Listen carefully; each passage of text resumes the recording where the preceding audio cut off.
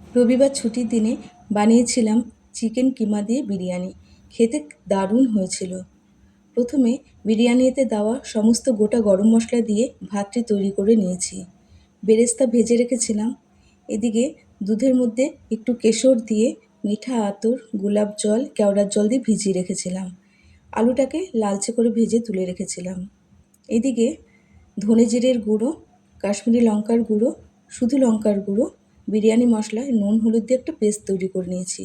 গোটা গরম মশলা ফোড়ন দিয়ে পেঁয়াজকে ভেজে কিমাটা দিয়ে দিয়েছি। সমস্ত মশলা দিয়ে কিমাকে ভালো মতন রান্না করে নিয়েছি। একটু গ্রেভি মতন রেখেছিলাম। হাঁড়ির মধ্যে ঘি মাখিয়ে প্রথম লেয়ারে ভাত, তারপরের লেয়ারে মাংসটা দিয়ে দিয়েছি। এর মাঝের লেয়ারে দিয়ে দিয়েছিলাম ঘি, একটু গোটা গরম মশলা গুঁড়ো এবং বিরিয়ানি মশলা।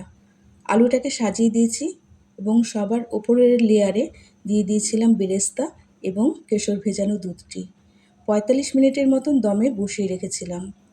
ব্যাস, গরম গরম বিরিয়ানির সাথে রায়তা আজ দুপুরের লাঞ্চ।